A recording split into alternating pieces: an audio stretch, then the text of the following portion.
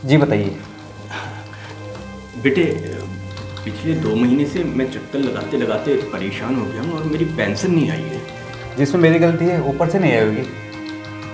अरे मनदीप बाबू, कम से कम एक बार देख लिए होते कंप्यूटर पर। ये मेरा यही काम रह गया क्या? मैं यही देखता रहूँ? मेरे पास बहुत काम है, सर्वर भी कम चल रहा है। आप कल आइएगा। कल नहीं बेटे, मैं बहुत दूर से आता हूँ बेटे। हो, आप दूर से आते हैं तो ठीक है। आप एक काम कीजिएगा, आप 2,000 रुपये लीजिए, आपका काम आज ही हो जाएगा। 2,000 रुपये बेटे? रिश्वत? तुम एक सीनियर सिटीजन से रिश्वत मांग रहे हो? ये रिश्वत नहीं है बाबूजी।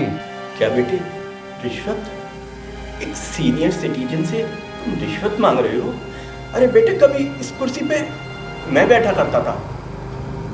जी मैं समझ गया। आप उस ज़माने की बात कर रहे हैं जब आप खुद 500 रुपये लिया करते थे। उस ज़माने के हिसाब से सोचिए, उस समय 500 रुपये आज के हिसाब से 5,000 रुपये हो गए हैं। मैं तो फिर भी थोड़ी शर्म कर रहा हूँ, 2,000 रुपये ले रहा हूँ। देख लीजिए आप, बाकी आपकी मर्जी। अरे बेटे, तुम तो नाराज हो गए। बेटे, देता हूँ बेटा।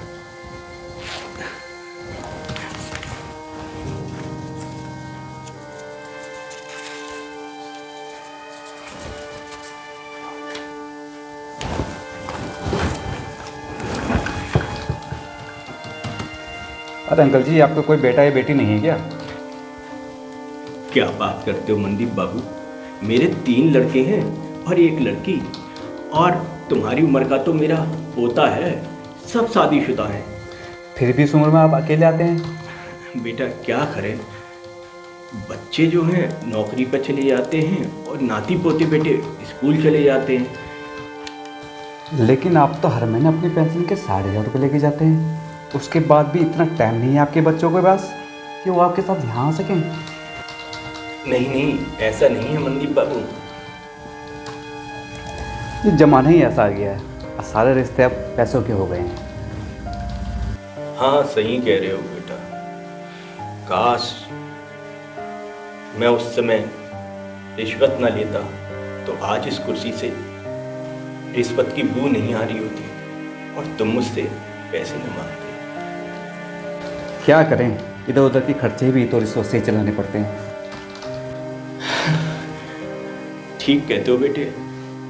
काश उस समय मेरे अंदर भी इधर उधर की आदतें न पड़ी होती ना, और उस समय काश मैं इस कुर्सी की इज्जत कर लेता। तो बेटे आज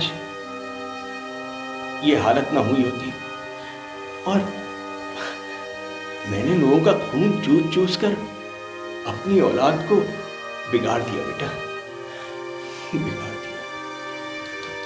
ये ठीक कहा आपने, कीमत आदमी की नहीं इस कुर्सी की है। काश उस समय आप रिश्वत ना लेते तो शायद आज मैं भी रिश्वत ना लेता। इसलिए कहते हैं ना कि जो बोएगा वही पाएगा। समझे अंकल? ठीक कहते हो बेटा। आज मैं अपने आप को एक सीनियर सिटीजन समझता हूँ और अपना हक समझता हूँ। तुम जैसे युवाओं के ऊपर अपना हक समझता हूँ।